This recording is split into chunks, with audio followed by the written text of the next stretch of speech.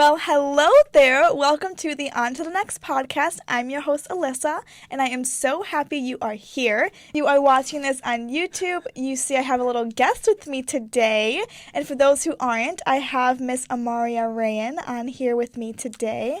Hello. Hi. Thanks for being here. Thank you for having me. We're just going to get right into it and just give a little intro of who you are. Well, I'm Amaria Rayen, as you just said. Yeah. Okay, got that out of the way. Woo! I am an actress, director, writer, producer, stage manager. Like, I've done all of the artsy things in acting. So it's kind of like, especially because my first film, I directed it, I wrote it, I produced it, all of it. So also editing. I've also edited a lot of things too. But I just want to, I'll just be like, I'm an actress. Okay, all that. But that's what I really love to do is act. Okay, well, there you go. That's awesome. Yeah, Weird flex, but okay. Yeah. Your whole experience, I was like, okay, keep going. Keep going. What do I do? Anything you could do in production, pre, post, or during, you're doing it. Or you have done it at one point, which is iconic. Yeah. And that's awesome. Thank you. Yeah, no, of course. Of course. You know, because when you're when it comes to like your own projects, you know, you like have kind of a control, you know what I mean? Like they're your baby, you know what I mean? So like I tend to try to just take as much control as I can unless I need to outsource it. And then I do the, outsourcing. But if I can do most of it, I will do most of it. You know what I mean? Yeah.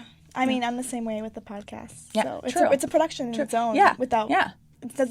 It's not like one you see getting awards and stuff, but actually now there are. I think it's become more of a thing.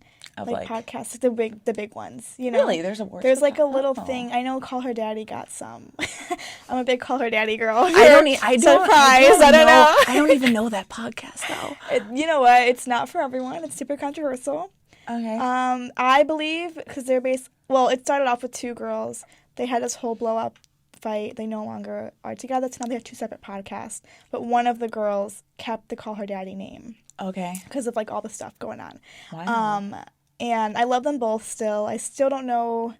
I don't pick a side because I love them both. I like my sister, like my big sisters I never had. Like I'm not gonna pick a side, but I do support both of them still.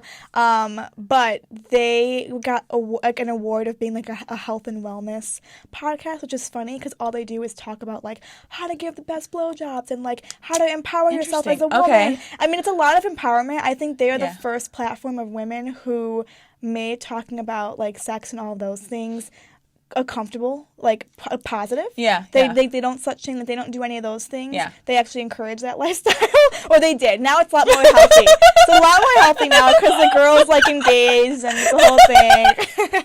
I'm not selling We're not endorsing. Anyways, side note, they definitely were a big inspiration for me starting the pod because I think they were the first platform of women who like just spoke their truth, and they got a lot of hate for it, but also so much love for it. Yeah. And they've been around since like 2017 or 18, so it's been pretty cool to like grow up with them in my like prime years, my college years. That's pretty much. Gosh. College years. Sorry. I wanted to ask you though, because I feel like you would like this topic if you did or didn't. Did you know about or watch the movie Priscilla? No. Did you either? I know about it. You're talking about the new one. Yes. Right? Yeah. Okay. I knew about it, but I haven't seen it. Okay. Yet. I haven't even seen the Elvis movie with Austin Butler. Yes. Okay. I almost said Gerard Butler, and I was like, no, that's another guy. He's attractive. But that's another guy. Okay, I asked because I watched it last night, so it's like fresh in my head. So it's about Priscilla Presley, but It's a woman director, so it's from the woman's lens, from a woman POV. Coppola, it's right? Yeah, Sophia, Coppola, yeah. So that's amazing. We love that. Yeah. Obviously, everyone loves Elvis. We know Elvis by his first name as Elvis. Yeah. I love that they named her just Priscilla, the movie. Instead of like... Priscilla Presley. Like, it's just Priscilla. Like, that's... Yeah. Like, what else do I need to know? Do you know what I mean? No, that was iconic for me. I don't love that it's literally getting, like, not a lot of media attention. But it's not because it's about a woman speaking her truth.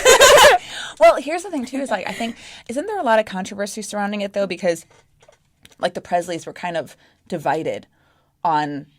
I read a little bit of a story about that. About the movie? Yeah, about the movie, about, like, how it depicts Elvis or something. Well, probably like because he's not. He wasn't a good guy. He was 24. Yeah, he was not a good guy. With like a 14-year-old. Yeah, no, he was not. He was not a good guy. Okay. So I mean, I don't know how he abused her emotionally, physically. He did all the things. Yeah. So sorry. Sorry. The truth is coming out. Yeah. Essentially, is what it is. No, because Lisa Marie Presley was actually, before she died, she was like begging Sofia Coppola not to do it. Like not to do it. Yeah, not to do it, because she was like, this is filled with all this filth and whatever. Don't quote me on this. Okay, yeah, this is not quotations. I don't know if she said this legitimately. I just know I'm paraphrasing it. Okay, I don't ask for my sources right now. But yeah, and Sophia was like, well, I'm still gonna do it. This is her story. Yeah, and yeah, I mean, Sophia was like, I'm still gonna do it, and Priscilla was obviously okay with it, because she was like very in the process of that movie. So I haven't even seen the movie, but I know all the backstory, which is so weird. You know more than me. So like me though. I'm like, okay. I should have IMDb'd trivia it before I talked about it today. Yeah, but it's just so in my brain, like I can't get over it for many reasons. The biggest thing is I want to talk about it so it's talked about, because guys, go fucking watch it. Yeah. Give them some box office love. Despite any of that, we love a woman speaking her truth, no matter who it offends.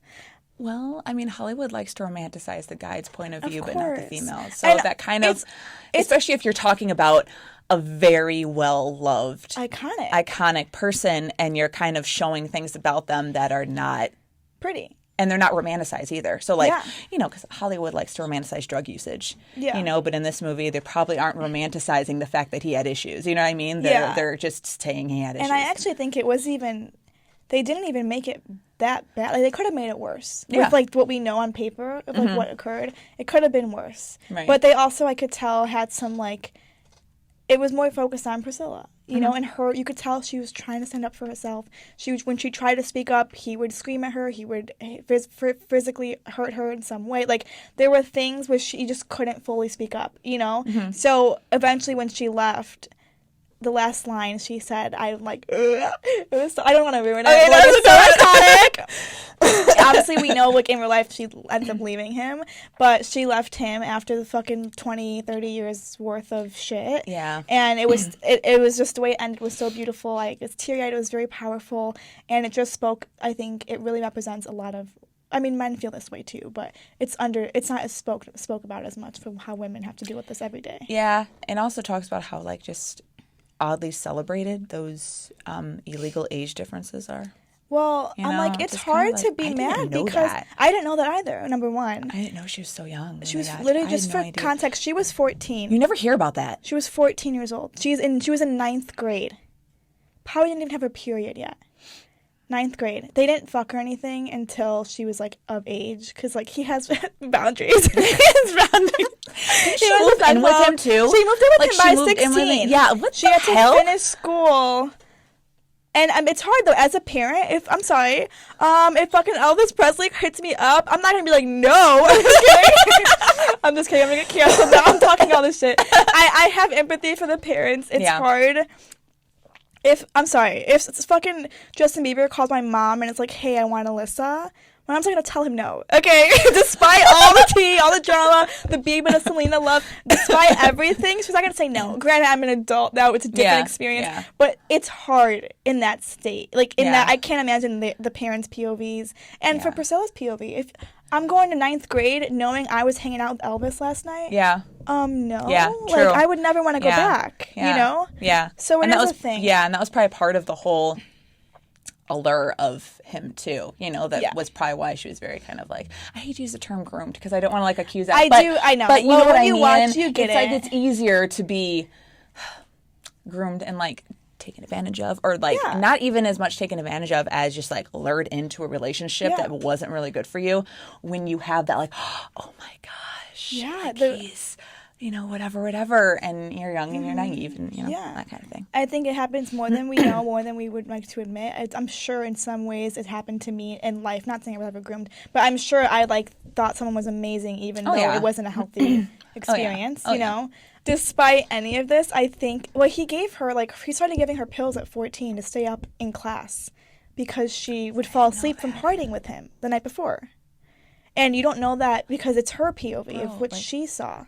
like, just be like, okay, maybe she shouldn't party with you then. Like, I don't understand. It's like, it's so stupid. It's like, but we do that in general, right? Yeah, we're like, I don't need more sleep. I just need more caffeine. Literally. No, bitch, you need more sleep. Yeah, until your body sleep. shuts down. There was one time he gave her a drug to go to sleep. She was 14 or 15, and she was knocked out for 2 days because she's a little fucking girl taking these drugs. You know what I mean? Yeah. I mean, so I'm explaining the whole movie. It just was so crazy to watch. And it's also so pretty. Oh my God. First of all, how could you be mad at the fucking actor playing Elvis? He's the hottest man I've ever seen. Jacob Elordi or some shit. He's from Euphoria. Okay. I'm literally there and I'm like blushing. While she's knowing she's a fucking 14-year-old that he's like schmoozing. But I was like, you know what? She's using her resources. She's capitalizing on this experience. Like, I don't know what to say. Yeah. And she's gorgeous too. And of course, you know, in real life, they're not that age, so you feel like, okay, they're actually really cute together. Yeah. But yeah, it's also you in your head. You know, it's a movie and not even if it's like based on true events and stuff. You know, it's not actually happening in real time with two real people who are actually. You know, you're not. It's a little separated. You can separate it a little bit. You know that. And last thing, their fashion was just amazing. It was 50s, 60s, and 70s. Cool. Yeah. I think I'm gonna be her 70s version for Halloween next year. Oh, the purple dress, like iconic purple moment. Yeah. And she has the middle part in the 70s, and she has the long hair. She was gorgeous. Yeah. Well, what's crazy is she started. You know how she has her black hair and her wing and everything. Mm-hmm. That was because he told her, "I need you to, make your hair darker and start wearing more eye makeup." And like it's because of him that she like changed her whole appearance. Had that look, but that you kind of know her. I mean, she looked like a rock star. Like she fit him. So it's just crazy. And again, I wouldn't have said no.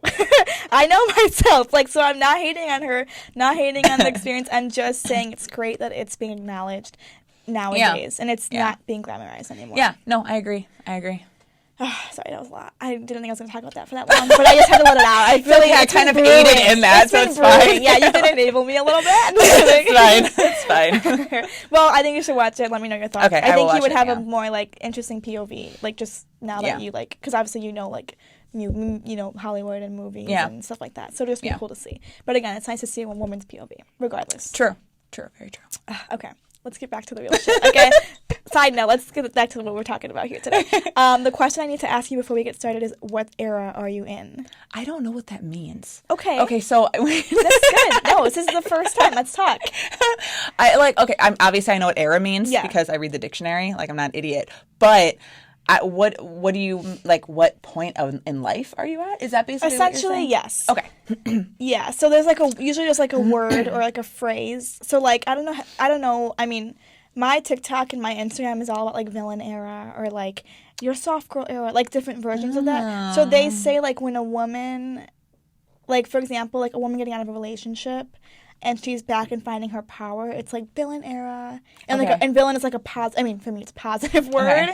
Okay. If you're like trying to go back to like being like, like a softer girl, maybe more feminine and not being all like raw, it's more of like, her soft girl era.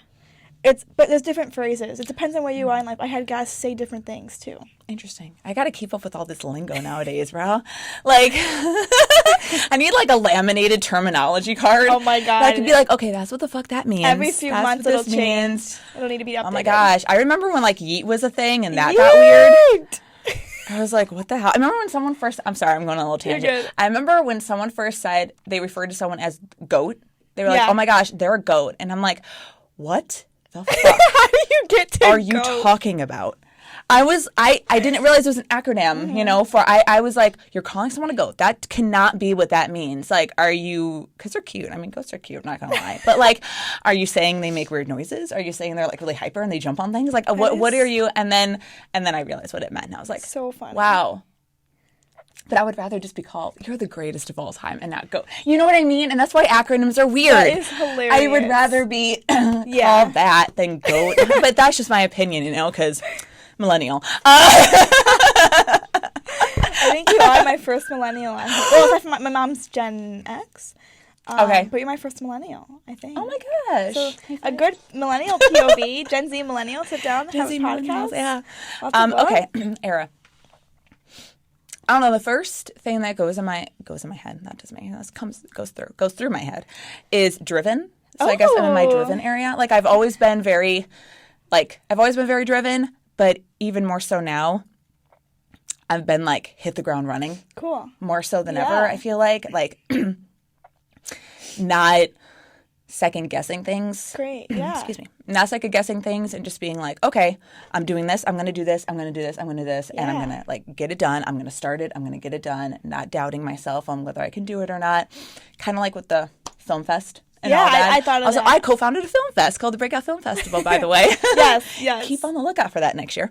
But it was kind of like as soon as that happened, like through the process of that. And then after that, I was like, okay, wow, there are all these things I can legitimately do. Like I should not be doubting myself. I should just fucking do it. Yeah. And so I started doing it. So I like, and there are all these things I'm like working on, concurrently. Amazing. Like a book. I have a children's book that I wrote that I'm working on. What's like the vibe of it?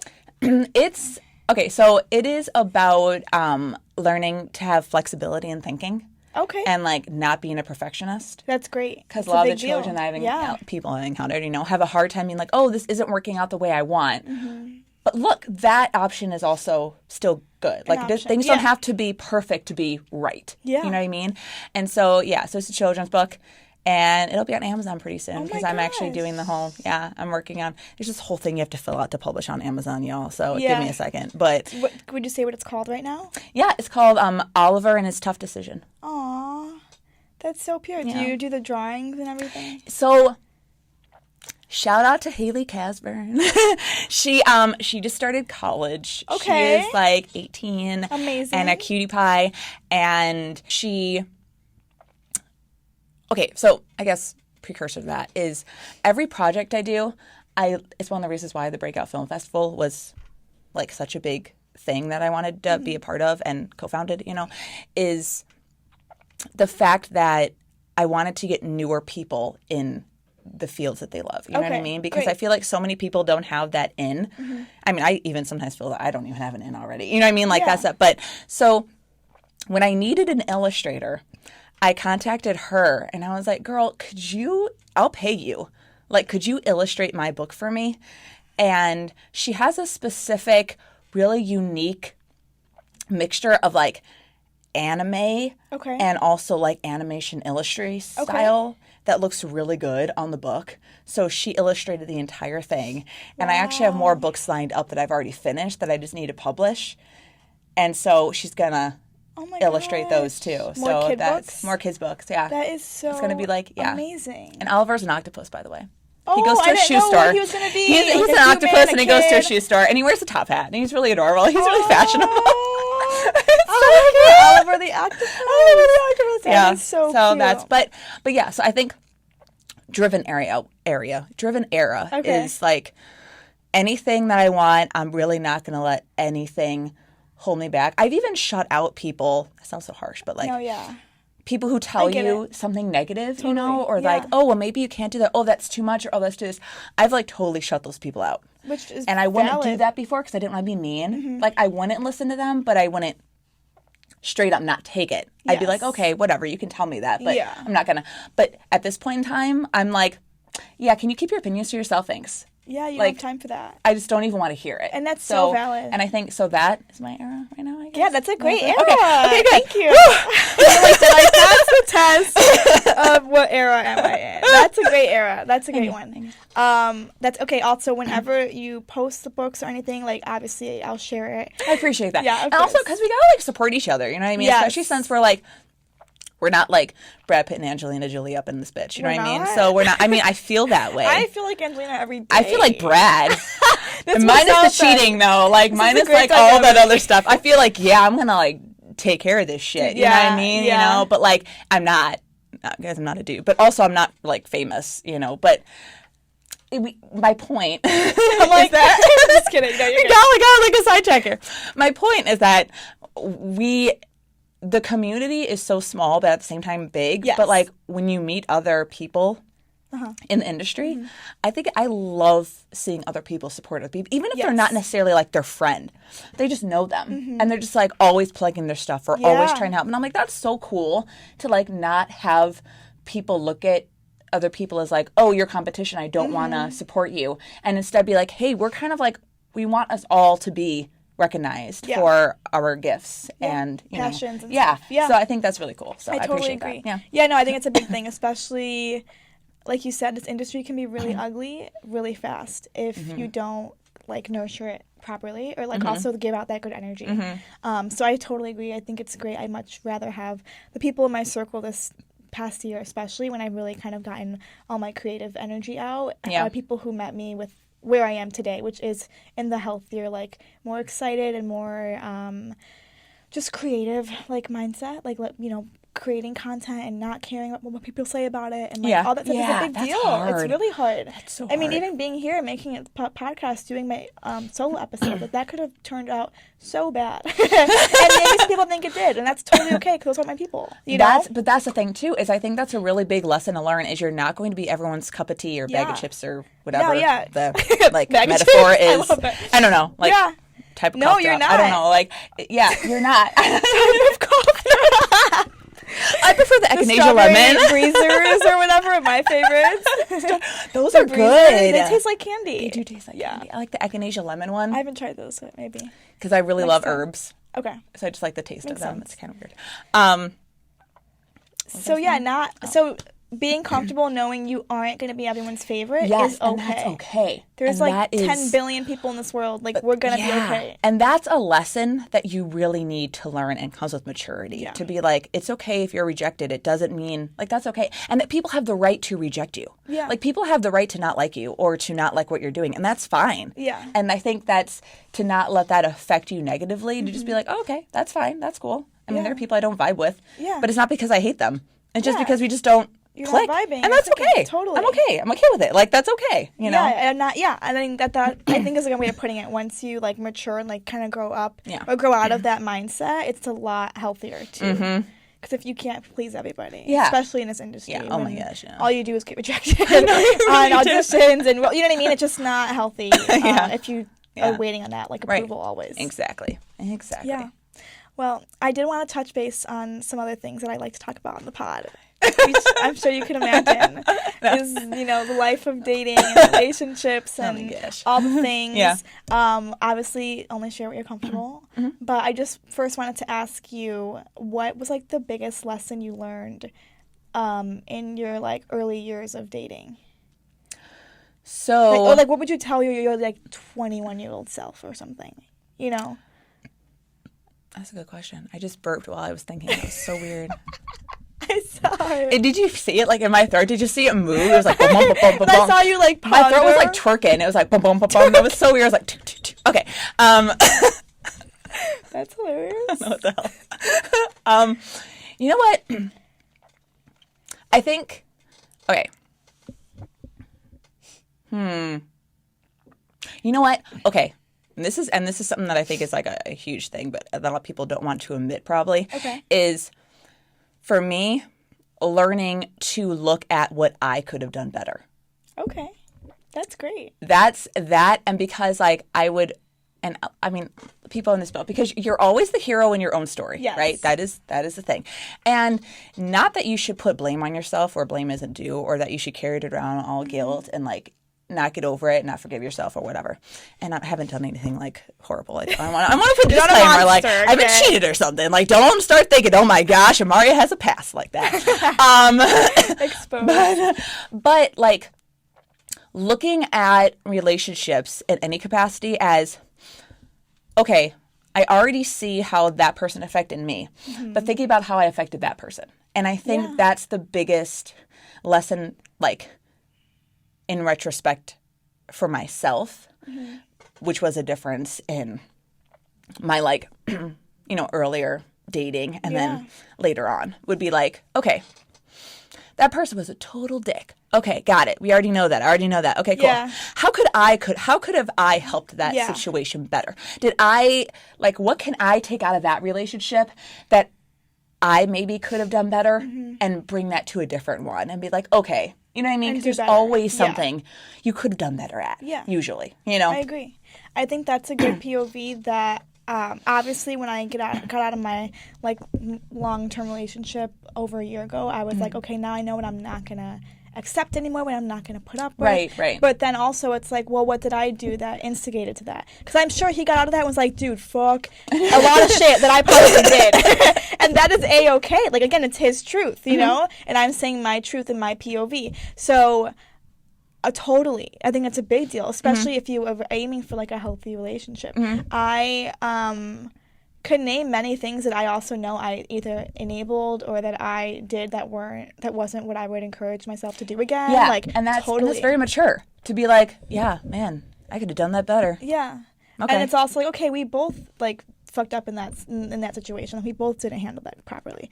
But again, it's the growing pains. It's being young. It's being naive and all that stuff. So I'd say it was something I'm like losing sleep over on either spectrum of like what I did or what he did. But it is a thing that's like just good to know when those patterns come up again, because they will come up again. You have to be, if you aren't aware of it, especially. Yeah. There's this thing in psychology called like rewriting the narrative. Okay. I don't know if you know about that. It's like anything that you realize that triggers you or that you know about yourself, you know? So when you see something that triggers a response in you that may not be a healthy one, like that may not be something that is going to help that relationship, you take a moment and you look at it from an outlook, like from an outsider looking in, and you rewrite the way you would like that to turn out. Okay. And then you try to like practice like rewiring your narrative and your brain to like not get stuck in the same pattern that you normally do all the time. So that's great. I don't know that term, but I love that, and it's a good one to know. I kind of look at it as like being self-aware, but I guess I don't know the like tools of like, okay, you're self-aware now, like what can we do back? Yeah, exactly. And those are like the steps that you that's really do to good. like because you have a psychology background. Do you have anything else you think relationships should know, or like, I mean, so many, I know, we don't have all day, but like, is there like one or two like key, like, because I learned something that I can talk about in the psychology realm and communications realm, but like, do you have something that like you feel like you are taking into every relationship now? I have something that bothers me that I find very detrimental to relationships in general, and it's a thing that goes around. And don't hate me, because I know this gets said a lot. What is it? Is this whole idea of, I see it all over. It's like, what did he bring to the table? Or what did she bring to the table?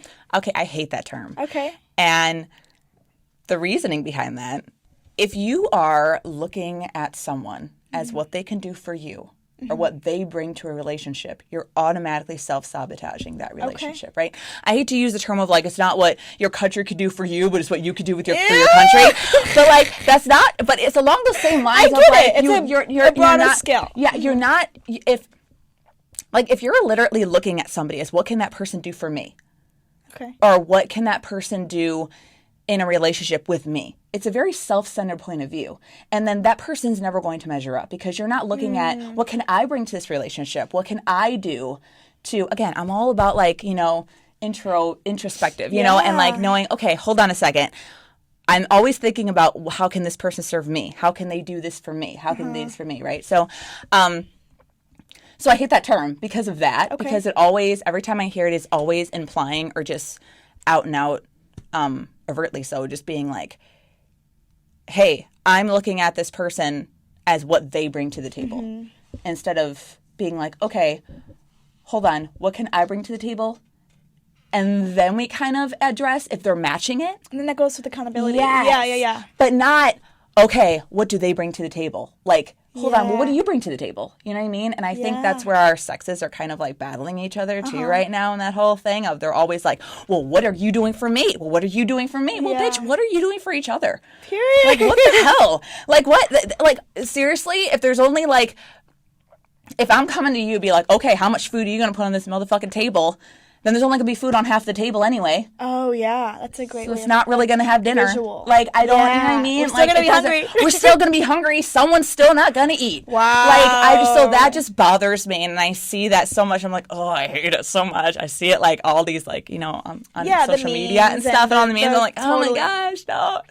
But yeah, so that's, and also goes back to psychology too, is if you're looking at relationships to do something for you, you're never going to be fulfilled, because nobody can ever just do, like, they can't if you're always looking at them, you're always going to fall short. Like, it's always going to fall short because you're always going to be like, well, they're not bringing enough. Or then where does the enough or the not, where does it start and where does it end? Yeah. You know what I mean? So that whole, like, mentality of that just is not, like, healthy to relationships at all, you know? And even when you talk about social roles, okay, like, you know, roles in relationships, right? Like, some things work for people and some things work, like, if a certain type of, what's the word I'm looking for? Like, division of, like, the things in your household or whatever, or your duties or whatever. You want to just talk about, like, that way. Sometimes, you know, one person is going to have to pick up the slack of the other person.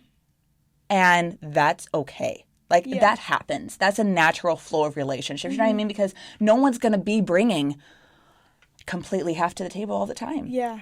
And so that's okay. And I think we kind of get caught up in this whole thing of like, oh my gosh, you're in a moment where you can't bring half to the table, therefore you're out. And it's like, well, think about this for a second. Wouldn't you like somebody to fill the table for you if you weren't able to bring half to the table at that moment in time? Yeah. You know what I mean? Yeah. So it's just kind of a... And it's like a compromise and stuff. Yeah. I think, because obviously, well, that's good. I learned that more recently in the terms of, like, I was like, I think a healthy relationship is equal, 100, 50-50, 100%. But I also acknowledge that's not realistic. Exactly. Because not only, not power dynamics, but there's different dynamics every day. If today I have a show at 5 p.m., I'm a hot fucking mess. I'm going to be a bitch. I'm going to be in a rush. I'm going to be running late. I'm going to need help. So that my partner's going to have to step up more to make sure I'm good. And just to help me and, like, assist me. If the next day he has a fucking speech, okay, then that day's about him, and it's his speech day. Right. So what are we doing to help him? You know what I mean? And I think that I was so, like, skewed on, like, no, a healthy relationship is equal. 50-50. Yeah. And I did not think of the, like, legitimate. Yeah. The legitimacy of that and what that looks like in a day-to-day life with someone who you're actually going to be with, you know? Right. Well, and then even look at it, too. Like, would you want to be with somebody who would only put 50%?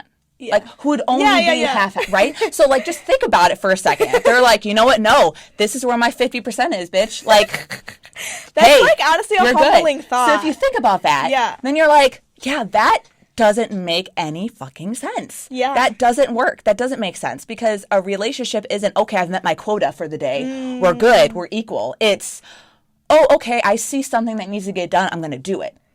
Oh my God! And you appreciate it, and you know what I mean. Yeah. And that's I like to like talk about this too. It's a psychology thing, I guess. I don't know. No, this is great. Is the difference between compliance and cooperation. Okay. Right. So like, I feel like so many people look at relationships as compliance. Like, you do it because you love me, or you do it because I said so, and you love me, so therefore you do what I say. Right. Okay. Not cooperation, which is, hey, we have an issue. Let's talk about it and cooperate because we both love each other to fix it. Okay. Right? Yeah. And like, compliance is you do what the person says because of who they are, no matter what. Cooperation is together we solve a problem. Yeah. Compliance is not for adult relationships. It's for when you're trying to raise a child and you can't risk them walking into the street to learn not to get hit by a fucking car, because you can't learn if you're dead. Like, you know what I mean? So it's like, that's compliance. Cooperation is, okay, we are both on the same level here. We cooperate. I'm not your child. You're not my child. Yeah. I don't want compliance from you. I want cooperation. So that's... Oh my God! That is all so good. I'm like, can we make a separate episode of just psychology things? This is so good. I mean, we just got a good, like, 20 minutes of that. That was amazing. Oh, thank you. I could talk about this stuff all day, I feel like I just learned so much. You also, like, validated things I've been figuring out on my own, but you put words into, like, you made it like a structure. Do you know what I mean? Oh, thank you. Which was really nice for me to hear as well, just in life. And those are good reminders, because I never thought of the compliance versus cooperation, like POV either. Wow, that was so good. That was great. I love that so much. That was like a high. No, seriously, that was amazing. That's gonna speak to so many people, because like I don't think people, as people, I'm people also, like, not just like everyone. I don't think that we take time to like look at it from like an outside POV, because when you're in it, you're fucking in it, you know, and it's hard to like leave space for like other POVs and to be aware of that stuff. And I think for me, especially more recently, if I'm aware of something that's going wrong in like a relationship, I make it a joke. I acknowledge it. Oh, I'm self-destruction. I'll allow it to happen until, you know, one day I wake up and I'm like, this is not for me, you know? And it's, like, cute and playful, but it's really not. Like, in the long run, how long is the joke going to be funny, you know? So that was cool to hear, for sure. I think the biggest thing I learned in the world of that was in my communications class, and it's a term called red carding. Have you heard of that? It might be in a different way in psychology world. Explain what you mean. Basically, this professor of mine changed my entire relationships and how I look at every relationship and how the moment I learned it, I left and called and texted people and, like, fixed it because I didn't know I was doing it. So basically what she said red carding is when, let's say, for example, I'm dating somebody and we've been dating and he cheated on me, okay? And I know he cheated on me. Let's say he cheated on me 6 months ago.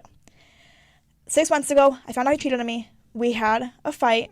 I was mad at him, but I didn't break up with him, so I stayed with him. With staying with him, I forgave him, and I said, okay, I'm going to forgive you. You apologize. I believe you now. I believe you're going to do better, so I'm going to give you the space to do better, and I'm just going to let it, you know, carry on. So now we're dating. 6 months go by since he cheated on me. Things have been fine, but let's say I'm at the mall, and a girl looks at him the wrong way, or like some stupid shit. And then or if he gets a text from a friend who's a girl, and I'm like, oh, well, what is that? And then if he's like, well, why are you scared? Why are you nervous? It's just my best friend, or it's just a friend from 10 years ago, whatever. And I'm like, well, you cheated on me, so no shit, I'm going to be scared. So now something that I already forgave him for, I am now bringing up as throwing it in his face, as even though it happened 6 months ago, and I forgave him for it. So now he's confused. What do you mean? I thought you forgave me. Like we moved past this. We've been together for 6 more months now. We've been better than ever, actually, because now we're working on each other and on ourselves since the little mishap. So I'm red carding him, so it's like having the red card in the back pocket, and whenever I think I'm being attacked, or whenever I want to show I have the power, I pull out the red card and I'm like, well, no, you cheated on me, so I don't care if it happened 6 years ago, you cheated on me 6 years ago. Yeah. Okay, but we have a whole ass life and a family together, we gotta move on. Yeah. And I think that my professor said that red carding is the absolute most destructive thing you can do in a relationship, and that will never, ever end in a healthy, happy way if you still red card. And I know people, I've done it, I can name relationships I know of currently that do it, and it's a thing, it's a natural human response. Something happens, you get triggered, you get sad, but you forgive them, you keep them, and then when you're with them for X amount of years, no matter what, it's your biggest trigger.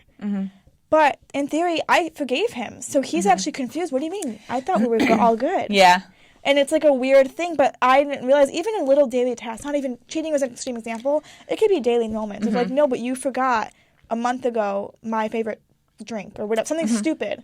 In a sense, it's kind of like holding a grudge in a weird way, but also if you have the conversation, you guys forgive each other, you have no right to bring it up again. Yeah. It's also, that's definitely a huge... And you have a right to bring it up again, but then, okay, break up with him or be done with it. Yeah. Okay, if I'm 6 months later, fuck, I can't. I know I said I'm sorry, and I know I forgave you, but I still think about it every day, and I don't want to hold it against you when you've been doing good. So I have to leave now. Do you know what I mean? Yeah, because then it becomes a you problem. Yes, exactly. That's what she said. It's a you problem. That's not having anything to do with him anymore, because if you already addressed it, you already moved past it, and he's not doing anything, but yet you're the one who's carrying that with you. So that's not. It's also coming to play too of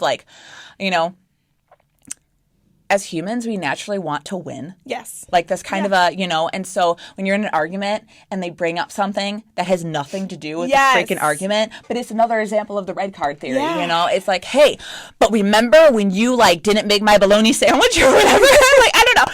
And they're like, what? We're talking about the keys. Where are the keys? All I asked you was, where are the keys? What the hell? What's going on? But that's another thing. It's because we're like, no, I want to win this freaking argument at all costs. So I'm even going to bring things irrelevant in there so that we can argue about that. And then I win the argument because you just quit because you're just so confused and also irritated. And then now it's like, well, how am I going to fight that if we're talking about the keys? Yeah, exactly. Now I can't go back to the original argument because it's, and that's... Yeah, no, that is definitely a big thing. You see that all the time. Yeah. That's so dangerous. Yeah. But that's the thing too is I feel like I don't sincerely feel like you can forgive and forget. I don't think agree. that is natural. I think you always keep it in the you back always of your keep head. it in the back of your head. But that's normal though. And so I feel like if a guy cheated on you, right? It's like if you make the decision that you want to stay with that person and you're like, okay, I want to forgive them because I love them and I do want to stay with them. I sincerely believe they won't do it again. Okay. And then it's normal though to like have that be a little bit of a trigger throughout your life a little bit. Because when something happens to you, it can't not be. You know what I mean? Because you still have that memory. No one took that memory away, right? But it's how you react to that, which is the biggest thing. So it's like, okay, so if I see, you know, a guy, you know, looking at a different girl, I make it that emotional jerk of like, oh my gosh, what? And then I need to like take a second and I need to breathe and I need to be like, hold on. This is my like emotional reaction to something that isn't actually happening. Yes. It's based on a previous thing that already happened. It's like my unhealed parts coming back. Yeah. And it's like, but I just need to work through this for a second and be like, okay, hold on, you know. And I think like with practice, I think it'll get better if you continue to not feed that. And if the person is also doing their part of making you feel secure. Yeah. In that so sense like too. So if he's still being a little fuckboy going out, like there's reasons to still be like, fuck, like I don't trust him. Well, yeah. But like if he's making a genuine, or he or she, whoever it is, if they're making a genuine effort to make sure you feel safe and secure and it's like true, then like it is a thing you have to work on. Yeah. And it's like, and if you cannot handle it, like if you're like, you know what, I can't, and I know people that, you know, cheating is something they can't come back from. Yeah. Like, and I respect that. Yeah. That's fine. I mean, like, I've come back from cheating, but like I can't speak for myself because I usually give people way too many chances. But in my driven era, I'm not. Okay, the past is the past. Yeah. But because I've always been like a real big rooter for like the redemption story. Yeah. Like that's always been like, oh my gosh, I love a good damn redemption story, man. So, but I understand people who are like, no, I can't deal with the repercussions of that. Like I'm out because that is the one thing that I cannot be in a relationship with somebody who did that to me. And I respect that. Yeah. But at least make that decision, like you said, where you're like, okay, I know that this is the absolute deal breaker. So no matter what, I'm sorry. Like, I know that you're sincerely sorry. I know that you probably won't do it again, but I can't deal with that. And that's my choice. And that's okay. But don't say you can deal with it and then not deal with it. Yeah. And then carry it with you. Because also it's heavy on you to carry. Oh, yeah. For sure. Because, then you're getting yourself all emotionally charged with something that isn't happening, which is like... Or is no longer yours to be like, react to. You're just like breaking your own heart, like over and over again. That's just too much. Yeah. I agree. Yeah, I think that just like changed my life when I learned about that. Yeah. So it's cool. I mean, even to this day now in my different relationships, whether it's friends, it's boys, it's family, whatever it is, like if I sense myself red carding them, I think I'm the problem. Like, let me take a second. Because we talked about this. We forgave him. Like, I'm not going to bring up that bitch that's like, well, oh, is Jessica coming? Because Jessica, like, you know what I mean? Like, I'm not doing that. And I'm sure I've done it. I've totally done it. I mean, oh my God, I can name multiple occasions I've done it in college or in high school. Like, that's with immaturity, though. Right. So, yeah, it's a thing. It's something I think that comes with healing and growing. And they say, like, a trigger is, like, your unhealed parts of yourself. And so, like, what can you do to work on that? And I think that just comes with just being aware and then doing the next steps to make yourself feel better and do better in that sense. I agree. And even, like, piggybacking off of that, what's even worse than that is the disengagement, though, where, like, someone did something, you say you're fine, so you never actually address the issue. But you keep on doing, like, the subtle... like digs at something or the passive aggressiveness, which totally ruins relationships because you never actually said, hey, you really hurt my feelings when you did this and this and this. So now, you know, like not closing the bathroom door all the way pisses you off. But it's not really that pissed you off. You know, I think both guys I had on the podcast talked about that, how it's like the one whatever. The one guy was like, no, the one guy was like, he's like, I'll literally be, like, in the drive-thru asking what type of cheeseburger you want, and then the girl's like, remember Becky? What happened to Becky? Like, and when you bring up shit, you're like, what the fuck? But that was not the context. So then they're also thrown off, and then we're mad when they don't know what we're talking about. But it's like, no, that was 6 months ago. That was 3 years ago. Like, it's good that they carried on. They don't know what you're talking about. It's not still relevant. I'm like, yeah, I've had dudes happen that to me. They do that to me. The other way around? Yeah, the other way around. And that's why I call bullshit on so many things that guys say. Okay, another tangent. Let's really hear it. fast. Let's hear it. No, because like I said something at like a family function or whatever with this guy that I was seeing. Oh, family function? Your family function? No, his family function. Okay. But it wasn't even, to be honest with you, I can't even remember what I freaking said. Okay? Because it wasn't even like that. To this day, I don't really know completely because he never, ever fully said what bothered him. Okay. But it was like all the time, we would go to his family functions later and he was like, just remember to like keep your mouth shut. And I'm like, what the hell?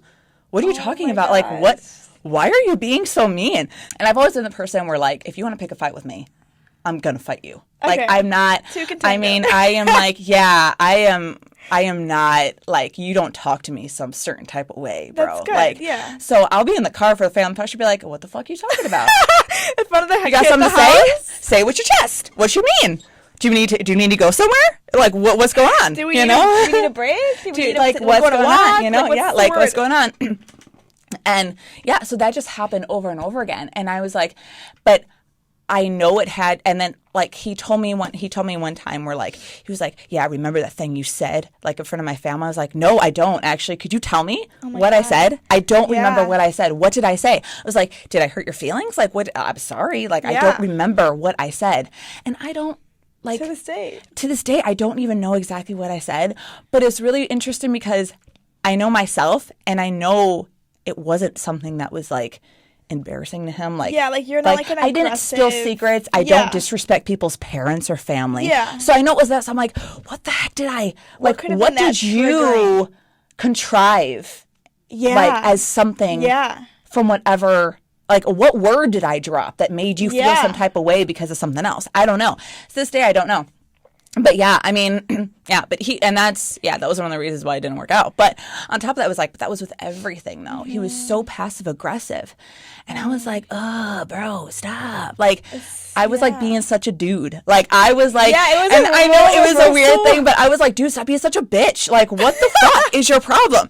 Like, well, I think that goes with men being like, well, I'm too masculine. I can't tell you what. I know, but I'm still gonna be passive aggressive about it, and then make her confused, and make you confused, and I don't like being confused. Yeah, quite frankly, that's a valid feeling to not want to be. Yeah, and I think you just brought up something. I think it's crazy when, like, someone like us, I feel like we value communication. Mm-hmm. And so when there's moments, like, I'm also, like, if someone has a problem with what I said, or if someone feels like something was said out of context or was not something that they agree with, then just tell me. Like, I'm open to a conversation. Same. And I'm also open to being wrong. I'll admit when I'm wrong. Yeah. I'll acknowledge it. Yeah. If I'm like, oh my God, I said that. I am so sorry. Yeah. Like, I would acknowledge it. I would do the next steps to be conscious about it in the future. Like, I am not someone who has that pride of, like, I'm always right. I don't want to hear what you have to say. Yeah. Like, never. So I think that if anyone ever, like, especially I feel like with a guy and stuff too, because usually it's more vulnerable, for lack of better words, when a guy is like, hey, like, I didn't like when that happened, when you said that. You know? I'd be like, oh, I'm really sorry. I'd be like, wait, oh my God, I would never. And I also, I'm like, thank you for telling me. Like, I validate. No, I agree. You know, it's a safe space to tell me that. I'm not going to be mad at you. No, like, I would rather you, and I tell this people all the time, I would rather you scream in my face of why you're mad at me than pretend you aren't. Yeah. Like, I would much rather, because at least then I know and we can go somewhere with that. I could be like, okay, I can tell you I'm sorry right now. Let's take some deep breaths. And then you can actually be sorry and, like, not just say it to let him be quiet. I'd be like, oh my gosh, what happened? Like, I did not mean to do whatever, you know. But yeah, I don't do well with the non-communicators. That is a good way for me to get going real fast. Like, hardcore. Yeah. Like, every time a guy does that, I'm like, I'll even tell guys. I'll be like, oh man, I even tell friends. I'll be like, listen, I'm getting an attitude from you right now. And I want you to tell me why you have an attitude right now. And I'll even like do the precursor of apologizing already. Like, I'll be like, if there's something that I did to you, I am very sorry. That was never my intention to hurt your feelings. Would you like to tell me what that is so I can more elaborate on maybe what I was thinking when I said it or what I was thinking when I did it or yeah. something. And that way we can have a full-fledged conversation. But people don't like confrontation, though. And I'm okay with confrontation. Yeah, like, I am too. I am straight up okay with that, you know? As long like, as it's a safe space, I'm totally, Yeah, but a way to get me to not be your friend or girlfriend or anything is to start treating me some type of way and then not tell me, like not talk to me, just be, oh man, I hate that.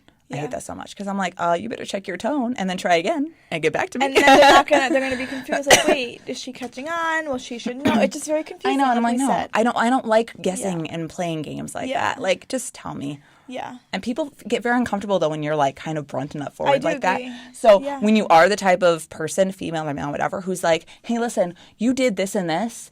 That really irritated me. I just want to tell you. They take that as you being mean. Like you're attacking them. Yeah, and I'm like, no, I'm telling you because I don't want to keep this harbored. Yes, for and me. let it fester. Yes. Like I'm telling you, I want to get your side of it. Yeah. So that I don't think a certain way about you if I'm not accurate because I only have one perspective. Yes. You know what I mean? Yes. So can you let me know? That way we could talk about it. It's so weird how people take that. Like, honesty, they take it as an attack because they're so not used to it. It's crazy. I hate that. Especially when it's said in a healthy way. Like if you're sitting down, hey, just quickly, what did you mean by that? Because that actually made me feel upset, but I know you wouldn't want to hurt me. Like, why? Why did you say that? You know? And then it becomes a thing, and then if they twist it on you, whatever, that also shows you what type of person that they are and how they communicate. And it's sometimes not the move if that's how they react to or something. Yeah. But it's good to get that out of the way. Now you know, and then you can carry on. You know? Those people who just want to argue. No matter what you like, and you're like, no, I'm just someone else. I'm just trying to communicate. I'm not trying to argue with you. I'm literally trying to understand. Like, but yeah, that was a good talk. That was so good. I know we are gonna wrap up. We did touch a lot of things. I was gonna ask you about non-negotiables, and you kind of already touched on a lot of them. But do you, just to end more positively, do you want to name like 3 like immediate green flags in people? Green flags whether it's a friend, a boy, a whoever, any relationship. Honestly, how they treat their parents. Okay. Is a green flag for me. Like if they treat their parents like have a healthy relationship. Let me put it that way actually because I've had experience with people, men, who did not have a healthy relationship with their mom. It was like their mom controlled their entire life. That's too much. We don't want that. But like having a healthy relationship with your parents is a really big green flag for me because I'm very family oriented. I would add in siblings as well. Yeah. If they have them. And like in general, you know, it's like having a good relationship with your family. And if you don't have a good relationship like with some of your siblings, like for a reason, like that's fine. But like respecting your parents, like because they're your parents and like that kind of thing, like that's like, you know, unless they're abusive or something. But that's a whole nother like side note. But like in general, and hoping it's like a decently healthy but like household. Like a person who respects their parents and has a decent relationship with their parents is a green flag all the way around. Because also a person who will say things to someone's face, not behind their back. Because every time someone tells me something about someone else, I'm thinking that maybe they're also talking shit about me. Yeah, that's valid. To them. So I would much rather, like, again, comes back to a good communicator. Good communicator, whether you're mad or happy or like I said, I would rather you tell me, Amaria, I don't like you. I'd be like, okay, cool. Then I know that you don't like me. Yeah, and then you know the next moves. So I'd be like, okay, do I like you? I don't know. I mean, let me think about that. Do I want to be your friend? Maybe I don't, and that's okay. You know, but so good communicator. Yeah. Good communicator. And then also mine all have to do with like psychology-based relationship shit. Like it's like another one is a non-emotionally fueled person. Ooh, and that's a hard one. So hard. But this is a major green flag. This is, oh my gosh. That's great. Oh my gosh. So the amount of people, which is kind of funny because a lot of them are men, that I've told when like they're arguing with me, I'm like, you're getting really emotional right now. You need to take a moment and think logically about this. And they get so mad. But it's like calling them out when they're just like, the full front is like emotional, an emotional response instead of a thought out response or like a logical. Because so many people talk emotionally fueled instead of like being cognitively aware and then having they like say an things they don't mean. It can lash out. It can get heavier. and that don't make sense. And then that's like, I don't what? like when you're at a high emotional high, and then you're like, well, fuck, we just said we hated each other. I know. And then in 5 minutes, you're like, wait, I want you to come back. Like, that's not healthy. Dude, that's a roller coaster. I had a family frankly. member tell me that I should kill myself because they were like going off. They were so emotionally fueled. And afterwards, I had to ask them, be like, that like really hurt my feelings. Yeah. Like, can we talk about that? Like, I hope you don't really feel that way. Where did that come Yeah, and they're like, from? no, I really don't feel that way. Duh. And I'm like, okay, but like, Duh. yeah, like Like, okay, oh, you're the dumb one for not realizing I'm like, that. yeah, but like that's really cold to say. Like, damn, Very extreme. Holy shit, Yeah. you know. But yeah, so those people who can like take a moment, however long that moment needs to be, and be like, okay, I feel myself getting emotionally worked up. I'm going to take a breath.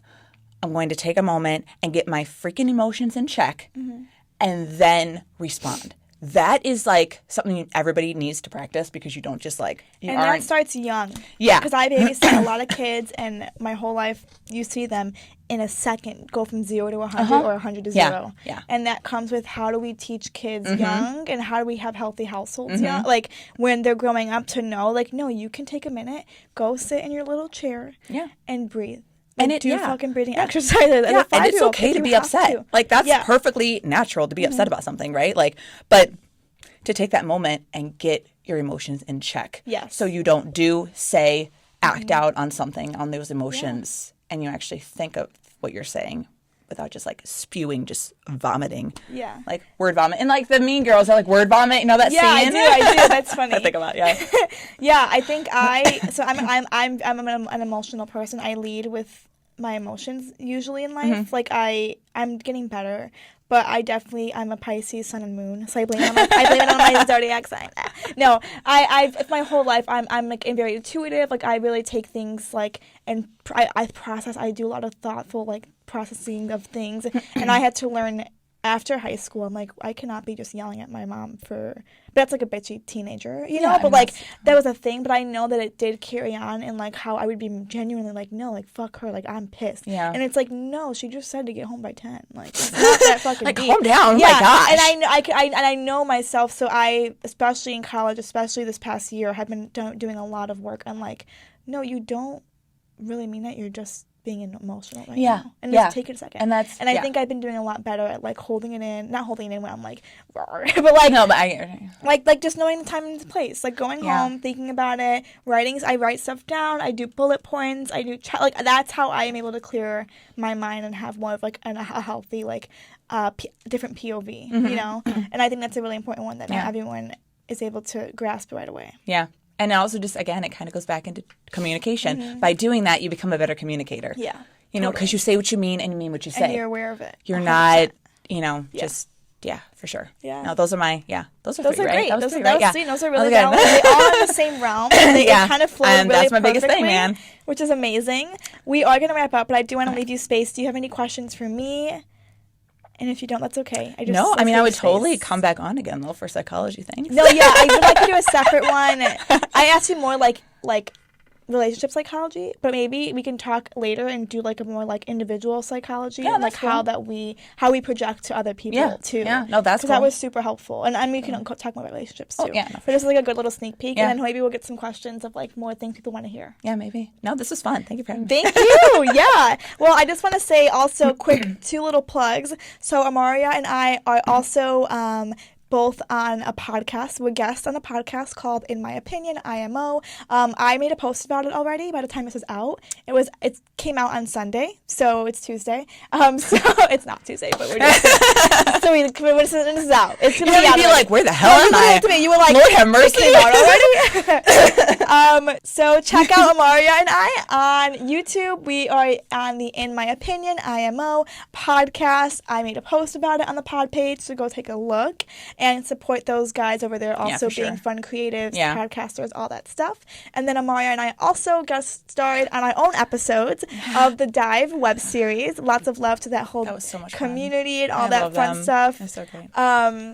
It's also the link in my bio to go watch the whole series. They're on Instagram, the Dive web series. Go follow them and support. Every few weeks there's fun stuff going on with them, different episodes and everything. So share all the love to all of our creative community. Yep. And thank you again so much for being here. Yeah. You know the drill, everyone. If we can do the liking, the subscribing, the following, the sharing, all the love, please, please, please, it means the world to me. And I am just so happy to continue this journey with all of you. I will see you when we are on to the next episode next week. Bye. Bye.